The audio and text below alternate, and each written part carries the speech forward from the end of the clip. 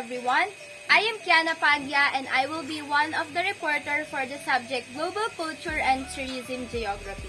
And for today's video, let me walk with you in the country of Italia.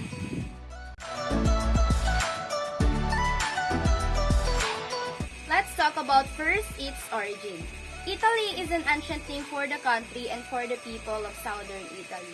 Originally, it was spelled Vitalia, probably because of the Latin root word vitulus, that means a land of cattle. Its proper name actually is Repubblica Italiana, and its nickname is Bel Paese, that means a beautiful country. Rome is its capital and was founded in 753 before Christ era.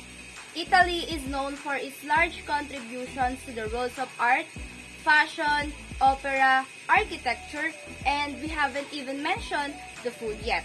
As a matter of fact, Italy is the fourth most visited country in the world. Let's now proceed to the history. The history of Italy is characterized by two periods of unity, the Roman Empire and the Renaissance. But a lot of people are saying that it covers three periods, the ancient period, the Middle Ages, and the modern era. Well, both studies and claims are correct. It just became three because the modern Democratic Republic country was formed after the World War II. To begin with, we will discuss what happened during the ancient period. This is the time that the military expansion begins. The Italian city of Rome conquered peninsular Italy. Over the next few centuries, this empire spread to dominate the Mediterranean and the Western Europe. The Roman Empire would go on to define much of Europeans' history, leaving a mark on culture and society that outlasted the military and political machinations of its leadership. During the Middle Ages, the collapse or the fall of Roman Empire starts to happen. They fell under the rule of the Byzantine Empire. This rule was taken away by Charlemagne, who invaded Italy in the 8th century. This was time of monasteries, cathedrals, and crusades. The major events in this era are Black Flag and the rise of Islam. What happened in the modern era is that the kingdom of southern Italy was subverted or wrecked down when Mussolini took over power as a dictator. Mussolini took Italy into World War II rather than risk losing out on what he perceived. In that case, his choice leads him to his downfall. In conclusion, modern Italy is now a democratic republic country.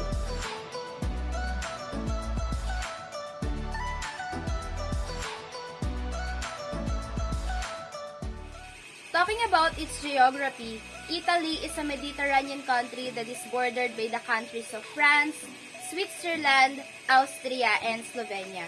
This country is referred to as Boot because of its shape, and in the last 2020, it has a population of 59.55 million of people. Its land features is approximately 301,340 square kilometers.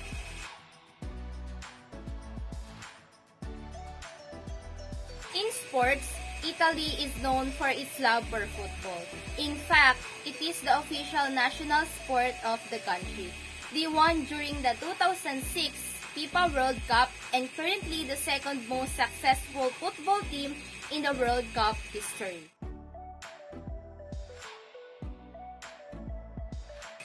Concerning to their politics, Italy is under parliamentary republic with a multi-party system. They both have a president who is Sergio Mattarella and a prime minister Mario Draghi. The currency of Italy is euro, which is an equivalent of 58.78 in Philippine peso.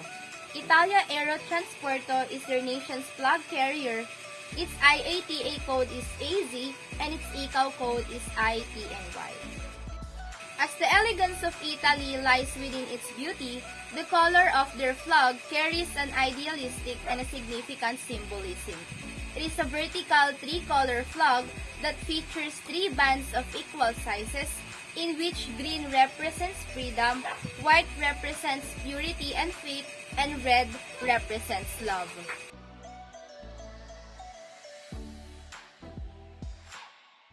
In the matter of famous attractions, Italy is a very extraordinary place to visit. It is undeniably can be defined as an alluring, historical, and a match place of stunning landscapes. The Grand Canal in Venice is well recognized. It is the largest and famous waterways, cutting a wide S-shaped road through the city. Along its sides are the grandest of palaces in which travelers have been enjoying for centuries. Another extra beautiful place in Italia is the Vatican City. It is the home to some of the most priceless art collections. What is unique about this place is that it remains the home of the popes and the world's smallest fully nation-independent state. And last but definitely not the least, the Colosseum. It was oval in shape and still the largest standing amphitheater in the world today.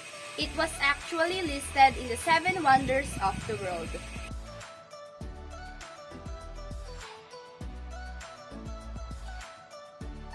With regards to their culture, I'm going to discuss only 3 aspects: their religion, their clothing, and their core concepts.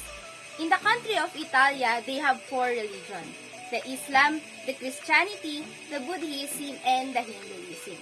But Roman Catholicism is their major religion. This is not surprising as Vatican City is located in the heart of the Rome. This is the dominant religion in the country because in the last 2018, it shows that 85.6% of the country's population is Roman Catholics or Christians. While on the other hand is their stunning look clothing. As you can see to what I'm wearing today, it is one of their traditional clothing. Italian clothing and fashion is made by high quality product and traditional craftsmanship. It is very timeless, elegant, glamour, and impeccable in style.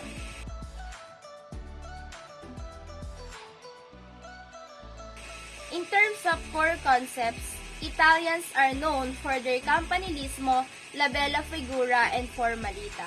Campanilismo, wherein Italians always shows local patriotism, la bella figura, wherein reputation and honor is always big deal to them. They are always thought to be classy and distinct all the time.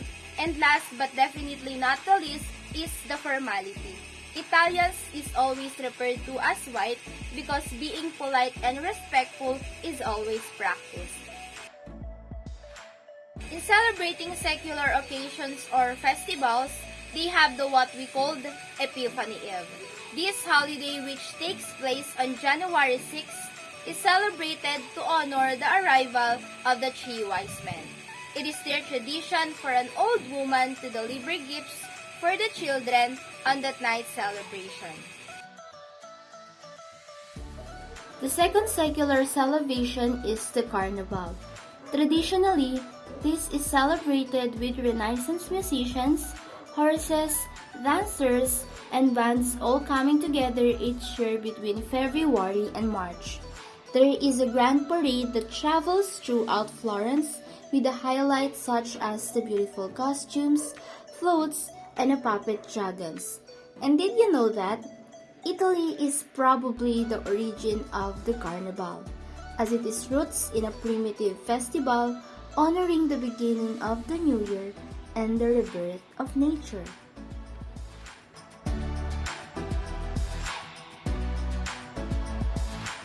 One of the basic etiquettes in Italia is that it is common for an Italian friends or families to kiss on the cheek when they meet. Second, whenever you are visiting, you have to make sure that you compliment the cleanliness of the decorations of someone's home. And third, men should open door for women. And last is their cuisine. We all know how other countries have been influenced by Italian dishes and cuisine. It has a great and different variety of ingredients which are commonly used and still popular nowadays. The sauce, the pizza, the pasta, and their famous lasagna. Italian national cuisine is ragu alla bolognese, commonly known around the world as spaghetti. It has a lot of variation and a combination of ingredients, but originally, it differs from any other because of its classic tomato sauce and it is a lighter version of its spaghetti. This is the end of my report. I hope you guys learned a lot. Grazie mille.